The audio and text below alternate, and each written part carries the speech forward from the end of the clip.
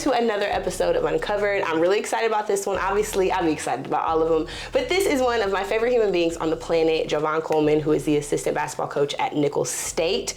And we have known each other since 2018, which feels like a lifetime ago. But one of the first things that this man said when he met me was that he was going to be a college basketball coach. And so manifestation works. And knowing what you want to do with your life works. Why were you so sure when you told me that day that you were going to be a college basketball coach? I've just always known what I wanted to do. I mean, I've always loved the game of basketball. And I like people. I like helping people reach their, their highest level of themselves. And I don't think there's too many other avenues that fit me better than being a basketball coach, because I still get a chance to be around the game that I love, and I get a chance to do something that I just personally love, which is helping people become their best. So this kind of fits both. He was very sure. But I also was like, and I'm going to be a sports reporter. So look at us now. Yeah, you knew it. Living our little lives. That's actually pretty. It's crazy, actually. Wild. So one of the other reasons that I really wanted to have him on here is because his journey and his story is very unique and very crazy.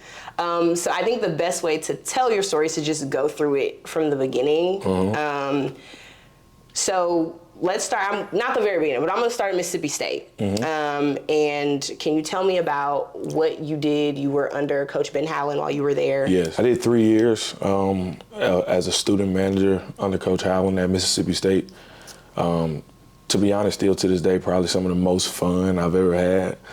College is always fun, but being a part of, a highly respected college basketball coaches program as a student, I had an opportunity to kind of look through a peephole and see what I wanted my future to be, and it was pretty incredible to get a chance to start it there. So yeah, I started as a student manager, did that for 3 years, and then my first year out of college, my middle school basketball coach, he actually called me asking me if I knew someone who was able to coach, and I'm like, Coach, I just graduated. He was like, wait, it's been 4 years already? So my middle school basketball coach ended up hiring me to come down to Pearl, Mississippi, to be his assistant at Pearl High School with the boys and the girls varsity basketball teams. And I did that for 1 year, but there was in order for me to get the job, there were no teaching positions available in the school district. So I pretty much had to take anything because I wanted to coach. At the time, I was working at Hibbett Sports, which I love shoes. So that was an easy job, but it wasn't really what I wanted to do. Right.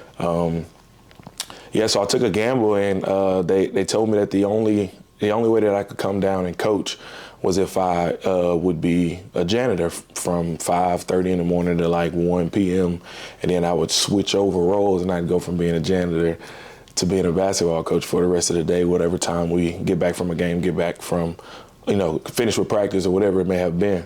First person I called when the job offer to be a janitor was put in front of me was my mom. And, she was like, well, Jovan, you've never had a problem cleaning up at home yourself anyways, so I don't see why it's a big deal. They're going to pay you to clean up. And fortunately, I was mostly around the basketball gym area, so pretty much I was just keeping my area clean a lot of the times. So that made it a whole lot easier, but I did that for 1 year, and then the second year I came back, there ended up becoming a job opening in the school district to be the middle school basketball coach, head coach. So I took a head coach job as a 7th and 8th grade boys basketball coach, some of the most fun I've had in my life, because a lot of those kids, it was their first time ever playing organized basketball. And for myself, I had been in the SEC for years where you're helping these guys in that game, but you're teaching those small details. Most of the time, you're not teaching these college guys the whole game. Right. At the 7th and 8th grade level, when you have kids who this is their very first experience, all the knowledge of basketball that they have from that point on starts with you.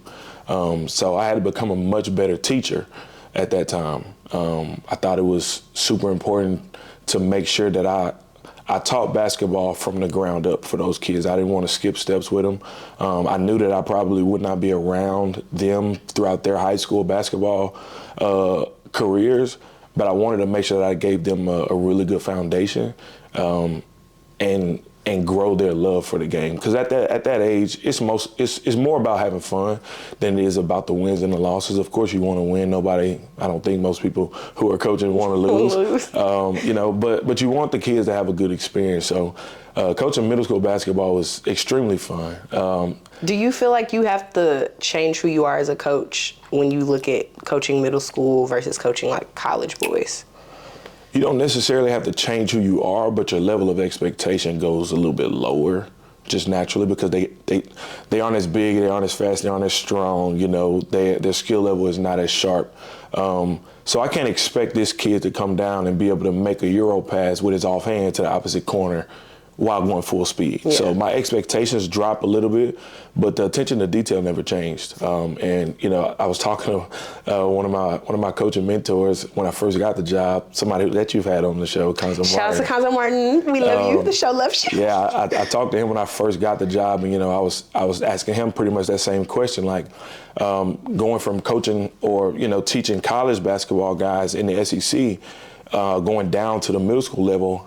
Like, what do you think my approach should be in terms of what I'm expecting out of them? I can't hold them to the same standard, you know, and he was the one who, you know, kind of gave me that advice. Like, you keep your detail as sharp and expect the detail to be as good, but you can't expect them to do the same things that a 6'9" power forward, 6'10" power forward in the SEC can do, you know, so that was great advice.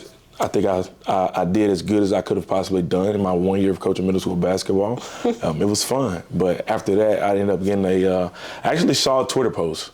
I had been on Twitter from a coach who at the time I did not know him. And it just said he was looking for a young, aspiring college basketball coach that was looking to get their foot in the door. And as soon as I saw the tweet, I'm like, that's me.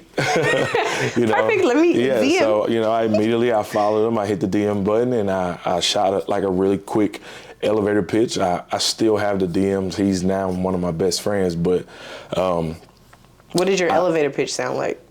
You know, it was just a quick rundown of myself, of where I had been, which is at that time I had been in the SEC as a student assistant under Ben Howland for multiple years, and then I had been coaching high school basketball and middle school basketball. Everybody should have an elevator pitch. You have to have one, because I've actually really had to give one before. It has to be really quick. Really, really quick. But it has to capture your essence. Yeah, so I mean, I didn't want him to open the first message for me and it'd be a paragraph. So it was probably like 4 lines long, 5 lines long, and it was basically like, hey, I'm interested. Let me know where I need to, you know, send my resume, send whatever information I need to contact the people who I need to contact. You know, he got back to me, told me to send my resume. I went through that whole process with him. He ended up getting me a phone call like 30 minutes before I had basketball practice. And my 8th graders at that time were pretty mature, and I had put them on like a schedule, like they know exactly how the first 25 minutes of practice was going to go every single day. We go through layups, we go through ball handling, you know, we go through passing, just to get your bodies warm, get you going and stuff like that. So the first 25 minutes of practice, I knew I could spare and just have one of my really good friends, the women's basketball coach at the time, or the girls basketball coach, she watched over the gym for the time that I was gone. So I knew I had about an hour of time that I could talk on the phone. So I saw the phone call coming in. I stepped out, I took the phone call, immediate interview. Coach Leonard Epps, who was at the time was the head coach at Tacoma Falls College in North Georgia, which was 8 hours away from where I was in Pearl. Went through the interview with him. A couple weeks later, he ended up giving me a phone call back and said that you know, he was interested in moving forward with me. He asked me if I had any questions, and my initial question was the money. Naturally. You know, at the time, I may have been 23, 24 years old.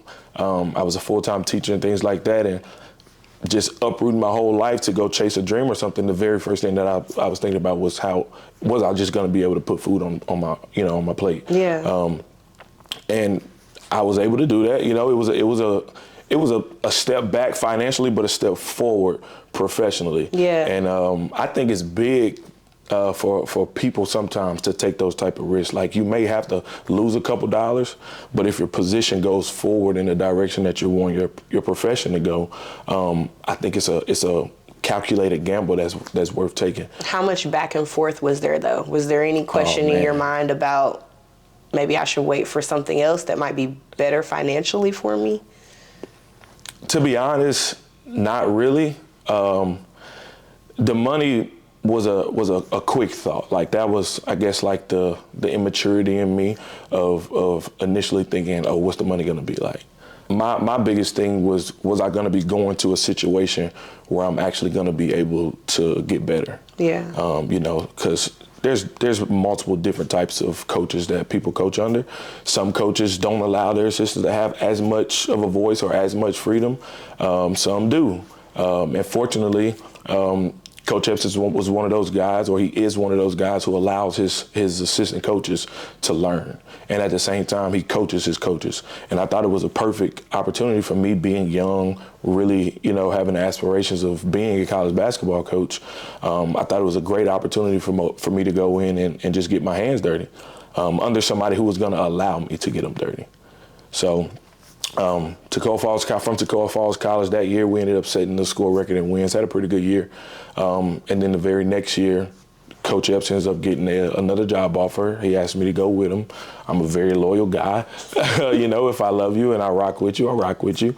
So I was willing to go help him rebuild another program. So we ended up going to Bruton Parker College, which is about 4 hours south of Toccoa in South Georgia. We went there. I was there for one season. We had a solid season there compared to the previous seasons, which it was, we knew going in it was a rebuild type of year. So that's what we did. We went in and we tried to rebuild the program. But going into year two, I ended up getting a phone call from, my big brother asking was I willing to, leave my current situation at the NAIA level to come be a graduate assistant in the Big East.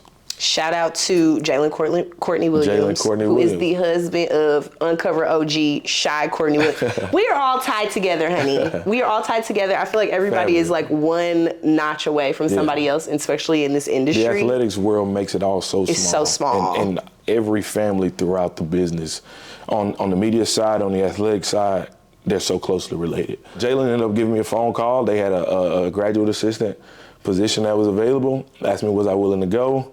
I was like, absolutely. Coach McDermott called my phone on a Friday. He called me on a Thursday, interviewed me, called me on a Friday, basically telling me that, the job was mine if I wanted it. Of course, I wanted it, but there were some things that I, had to get in line. I was in an apartment at the time, and I was going to be having to move 17 hours away. So I called Coach Mack back, and I told him, I want to take the job. He was like, okay, well, we need you here by Monday. This was a Friday. I was 8 hours away from where I lived at the time. So I got up Saturday morning. I drove 8 hours back to Georgia from my hometown, Biloxi. I packed as much as I could into my car on that Saturday. And from Sunday morning, about 9 a.m. to about 1 o'clock in the morning, Monday morning, I was on the road to Omaha, Nebraska, where I spent the year, with the Blue Jays in Creighton as a graduate assistant, which was phenomenal. We had a really good year last year, made it to the Sweet 16. And from there, I ended up getting an opportunity to move back closer to home, here 2 hours away from Biloxi in Thibodaux, Louisiana, at Nicholls State University, where I'm now in my very first year as a Division I assistant coach, which has always been the dream. I'm tired. Was I long-winded? No, it's just like thinking about the journey is like you moved, 4 times in the last... Yeah, 5 times in 5 years. 5 years, so every single year.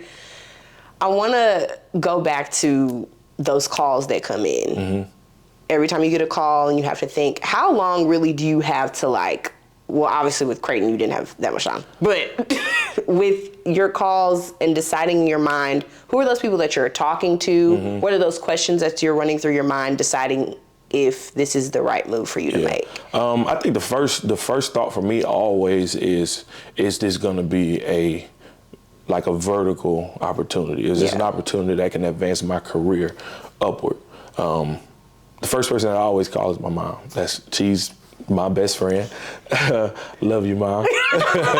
But yeah, my mom's my best friend. So anytime it comes to a critical thought or a critical decision, most of the time I'm going to call my mom first because whenever I need a voice of reason or I need another perspective to look from, I know she's going to give it to me in the most blunt and the most honest way. So I immediately always call her, but it never really is a long process.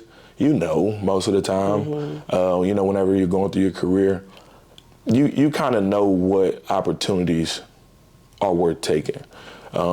Especially whenever there's an opportunity that's like, me going from being at the NAIA level, which is a very, well-respected level of college basketball, but going to the Big East as a graduate assistant, that's almost a no-brainer. You have to take that.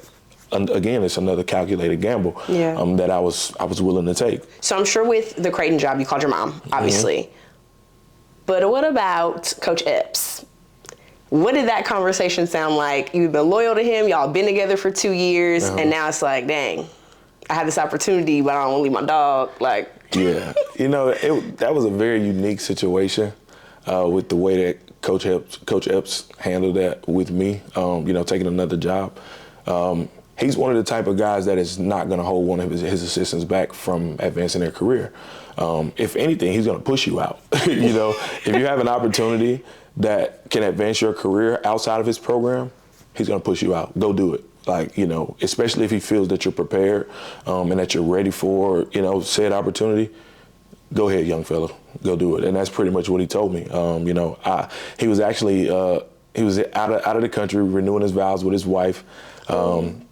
And I called him and I told him about the opportunity. He was like, well, why are you on the phone with me? Call him back. Call him back and take the job. You can call me, but we'll talk later. And that's pretty much what I did. I got off the phone with him and I immediately called Coach McDermott back. Is it hard to make so many moves after you have relationships with people? Because I'm sure moving and then having to settle into a place, build those relationships, is that tough? I mean, the relationship is still there. I'm just not with him on a day-to-day basis. I coached 2 years with Coach Epps at the NAIA level. I talk to Coach Epps every day. We may FaceTime, but I talk to him every day. My middle school coach, Coach Kennedy, me and him are still in contact all the time. He'll text me before a game, text me after a game, But the relationships are still there. I think if the relationship is real when you're there, it won't go anywhere if you decide to take another opportunity that removes you from, being a part of said staff. Yeah. So once you left from Bruton Parker, you go to Creighton. How do you handle the adjustment from being an assistant coach on a staff, being able to make decisions, being able to actually coach on the floor and practice and all those things, to being a GA where you can't coach, there is no coaching in that? And how did you navigate that? I mean, in order to be a part of any team, you have to take on a job. You have to take on a role. If my role goes from being one of the primary guys that are giving the instruction and practices and things like that, and it goes more to being a support staff guy, I don't have an ego attached to that. I want to win. I want to win and I want to get better. And there's so much that you can learn from being in multiple different roles in this, in the college coaching business. So whether it's a, director of basketball operations or a video coordinator or myself, a graduate assistant, there's so many things that you get to learn about the overall business that's different from each other role. That there's a lot of value in any role that you're on the staff. And, like I said, there's no ego for me attached to being an assistant or being a graduate assistant. Of course, the jobs are different, but I truly just want to win. I want to be around winning people. I want to be around good people, good programs, good players, on and off the floor. And that's what's most important to me. The role within the unit. I don't have an ego. Let's win. Whatever it takes. Whatever it takes. There's no task too small. It doesn't matter. So if I got to get on the floor and wipe the sweat off the floor and practice whenever the players fall, absolutely, I'm going to do it. I'm going to do it with a lot of passion, a lot of intensity. Because if one of these guys slip and fall, blame me because I messed up. So no, if that's what my job is for this year, I'm going to do it. If my job is to be in the gym working guys out, doing player development and things like that, going on, watching film with them, I'm going to do that. If my job is to do more coaching, more recruiting and things I'm going to do that. So whatever the role is, let's just win. And I'm sure every position that you've been in up until this point has helped you now in your position as an assistant coach? Absolutely. I mean, like, being an NAI assistant and being a Division I assistant, the job is similar but different. You know, being a graduate assistant at the, you know, in the Big East and being a NAI assistant coach, the roles are similar but different. Yeah. You know, even all the way down to, I mean, being a middle school head coach is a little different. Being a high school assistant coach is different. But, I mean, within each level, one of the biggest differences is like the amount of resources that you have. So sometimes if I don't have an iPad that I can immediately hit play and it'll, you know, go through the fast draw and show the play, at this other situation, I may just have a marker and a board. Mm-hmm. You know what I mean? So some of the resources are different at the levels. And I mean, I think when you don't have as many resources, it makes you better. You have to do more with less. And that's kind of been the story of my whole journey so far. I go to some situations. I've been in situations where we had all the resources. I've been in situations where you got to do more with less, and you can't make an excuse. You got to figure it out. Has there been any like moment in your career where you've been doing something and you've been like, dang, like, is this really worth it? Like, do I really, really want this? Nah, I absolutely love what I do, and I take what comes with it. You know, there's some days that are great. There's some days that are bad. This is what I signed up for. I said I wanted to be a basketball coach. I said I wanted to be a life coach to these people, you know, to these people's kids. You know, I said I want to help them reach their highest level of success and their highest level of themselves. You can't run from a tough situation that's like, is this something that I really want? I mean, there's no second guessing it. This is what I want to do. This is what I'm going to do. You know, so no, there's never been a moment that I've second guessed whether this was something that I want to do. Whatever tough situation comes, roll with the punches, get through it, figure it out. FITFO. So FITFO, figure it out. I love that. Yeah, I'm gonna start using that. If y'all hear me say that, it came from him. No, it came from Tavon Sadler, our head coach. Okay, period. We're about to get to him because that call to bring you here, absolutely, I'm sure was paired with lots of emotions. Mm-hmm. This is your first assistant job on the D1 level. Talk me through like what that experience was, going through interview and talking to him and all those things and moving from Creighton. I mean, it was tough. I mean, at Creighton, we finished the number 8 team in the country.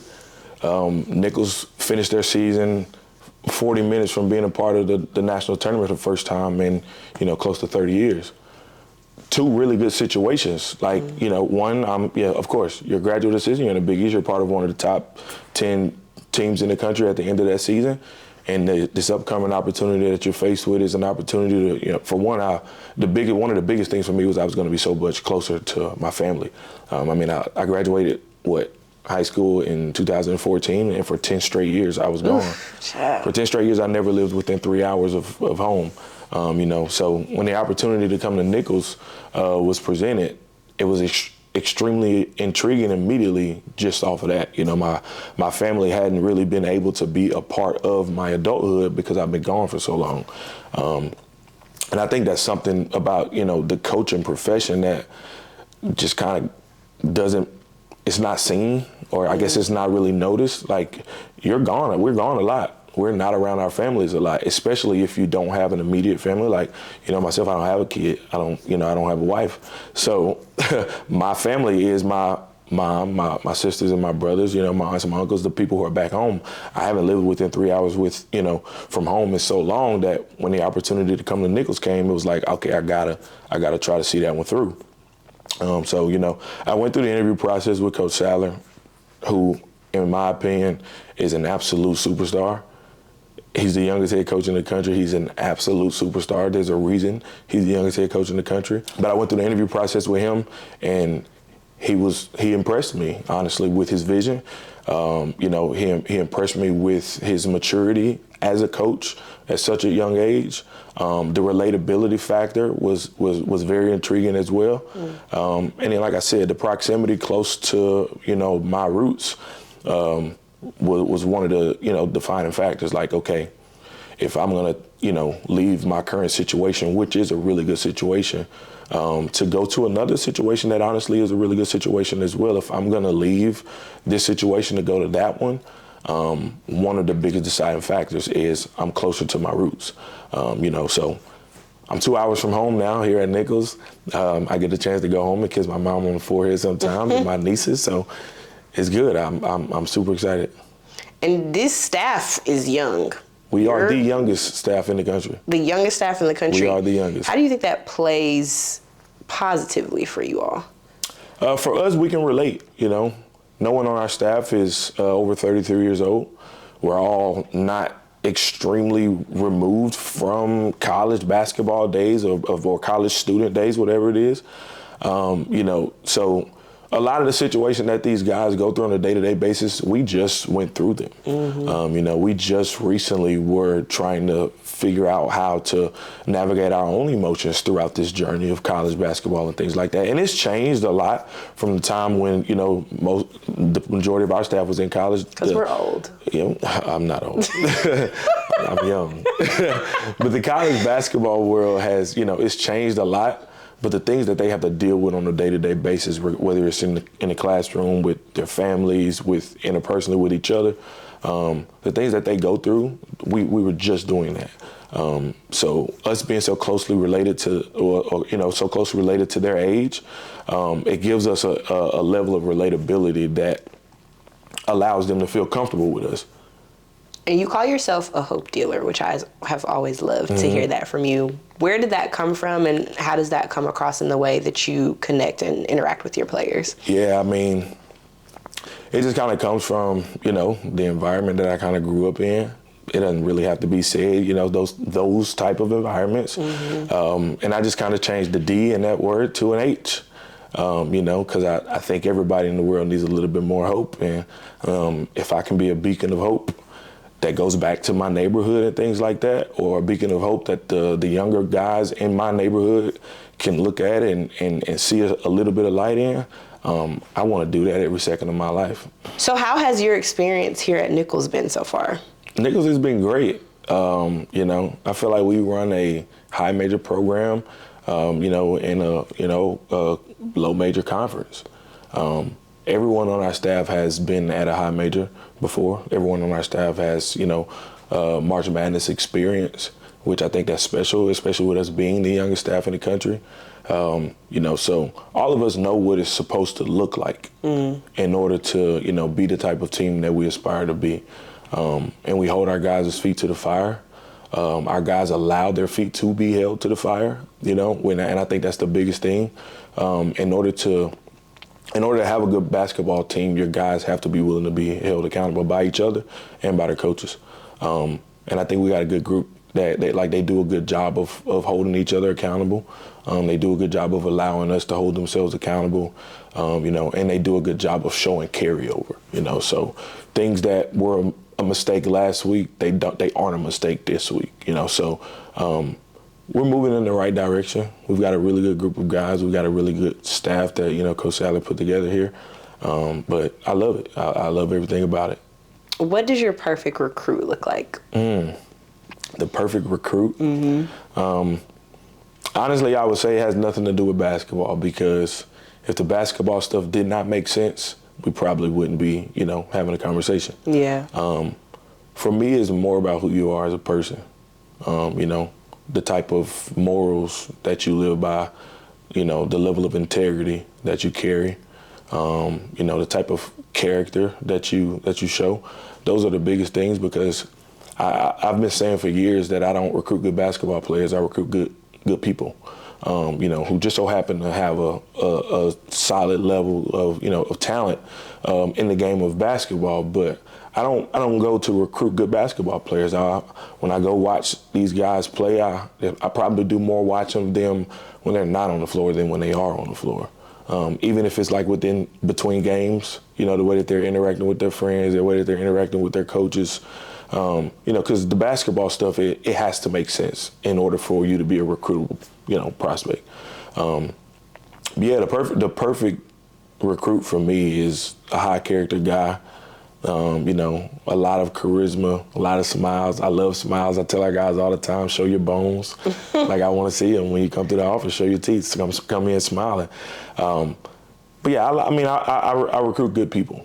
And, you know, they happen to be really good basketball players, and we do everything that we can to push that further. Why are you such a good recruiter this early in your career? I appreciate you saying that I'm a good recruiter. I think recruiting is about people, like being able to connect with people. Some people call recruiting like, you know, it's almost like you're a used salesman. If you're not being honest, maybe you are, you know, being a used salesman. I'm really honest in recruiting. Like, I'm really honest. I'm not going to promise you anything. I'm going to lay the table out and let you know this is where I need you to go. This is where we see that you can, you know, be one day. Here's the steps that we're willing to, you know, this is what we have in place for you to help you get there. Is this something that you can do? And it's not easy. Yeah. You know, it's not easy at all. They know that. In the recruiting process, myself and I know the rest of our staff, we let all recruits know it's not easy. It won't be easy, and it won't be given, but it will be fair. It will be fair, and you will get better from it. That's the biggest thing. You'll get better as a person, and you'll get better as a player. You know, if you allow yourself to. And that's one of the biggest things that I talk about with players all the time is there's so many opportunities of growth throughout a day that sometimes we kind of take it for granted. I mean, if you're driving, some people, they have, you know, road rage issues, and somebody cuts them off. Every day you have gotten mad, and you may flip the bird, or you in your car and you're going off. Every day you have gotten upset that somebody cut you off. How about today you don't? Yeah. How about you just try to grow from that and see how you feel? And then the next time a similar situation like that comes up, let's try to show that same growth, because that's how you get better. And I preach that to our guys. Like, throughout your days in practice, there's going to be so many opportunities for growth. All I want you to do is show me that you're willing to take the step. And then once you take that step, that's your new floor. So the next time that same situation comes, I want to see you take another step and grow in that same department, whatever the situation may be. So then now that becomes your new floor. And we just continue to push floors and try to make these guys reach their ceilings. That was a bar. That was good. You kind of ate that up a little bit. Okay, so you have coached under some guys. Some Hall of Famers. Some really, really, really good basketball coaches. What do you think you have taken from each coach that you've been under? From Coach Howland, I would definitely say the meticulousness, the level of detail that he needed everything to be was something that, you know, from the day that my very first practice with him, I was like, I want to be like that. Because everything matters. Like, it all counts. Every single thing counts. Every rep that you take, every step that you take, every move that you make, it all counts. And it all counted for Coach Howland.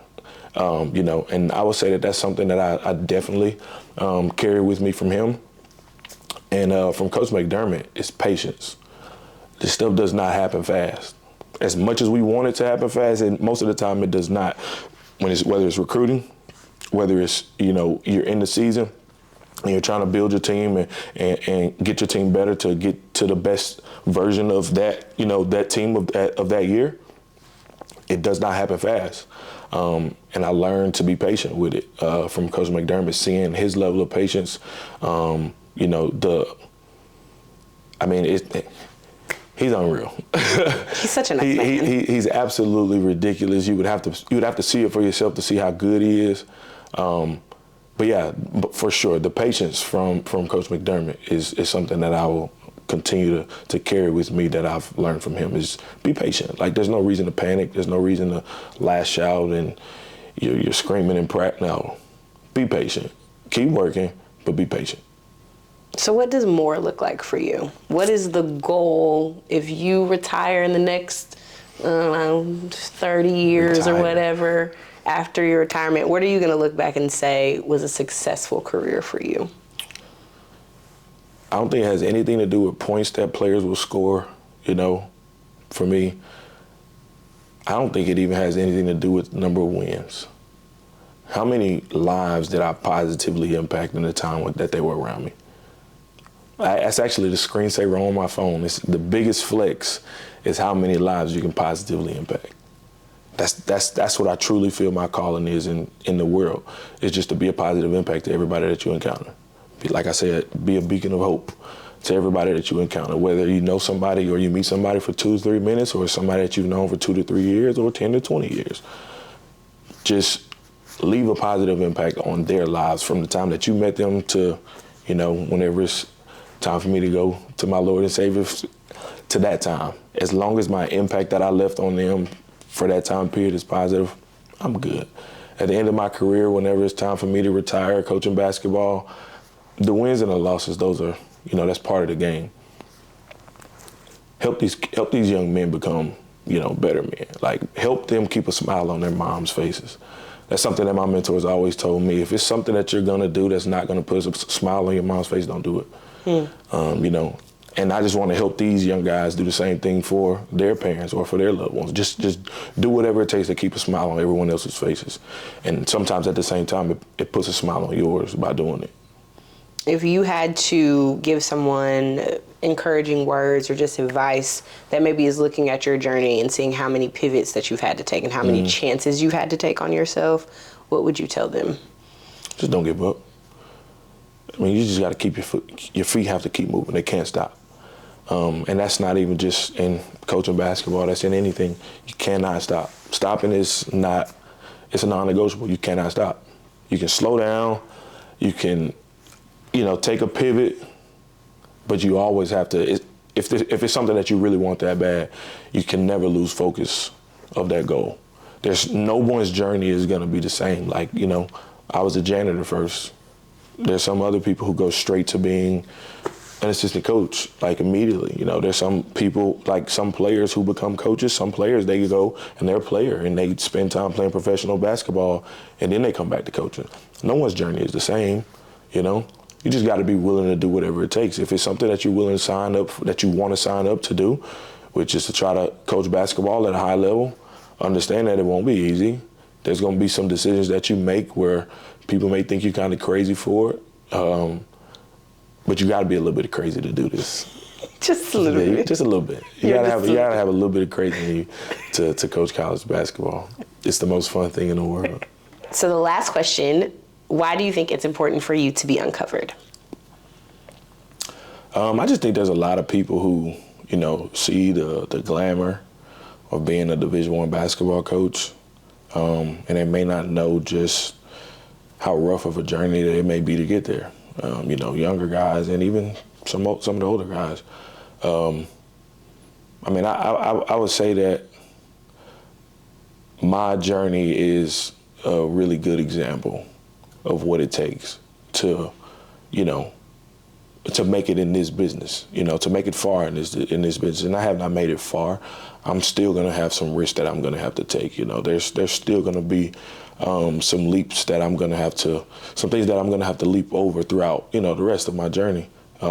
It's early, and I've done some.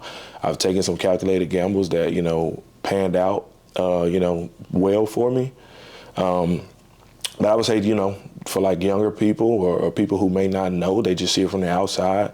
I mean, I guess it would be important for me to be uncovered to show, you know, others that, you know, it won't be what you think it's going to be. There's going to be some things, there's going to be some things that are going to be thrown your way throughout the journey of, you know, chasing your dream, whether it's coaching, music, journalism. There's going to be some things that you're going to encounter chasing your dream that's, you know, almost intentionally put in your way to see if you want it that bad. Yeah. And that's kind of the separating factor between those who make it and those who don't. You know, when those things pop up throughout your journey, that's sometimes you could fold, you could bend, you know, you can break, and sometimes you're able to stand tall and withstand the storm and get through whatever that situation may be, and then you realize on the other side of it, it's so much more clear. You know what I mean? So I would say that may be a reason that it would be important for me to be uncovered. Well, thank you so much. I am just so happy to get to talk to, like I said, one of my favorite human beings on the planet about your journey, and he's inspiring, right? He dropped some bars for y'all. Jalyn, you sit here and you try to do all of this, pointing at everybody else like they're inspiring, like you aren't a superstar yourself. I'm trying. You see how he's trying to butter me up here? You are the star of the room. Appreciate that. But no, tell the people on Twitter, Instagram, where they can find you so they can come follow you, follow your journey. My Instagram is JD Coleman 1515.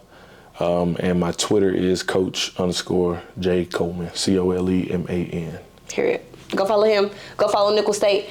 They are trying to get to a March Madness berth, and they will see if they do in about a month. You'll see us in March. In about a month. See y'all in March. Okay, Yes, love y'all. Thank y'all.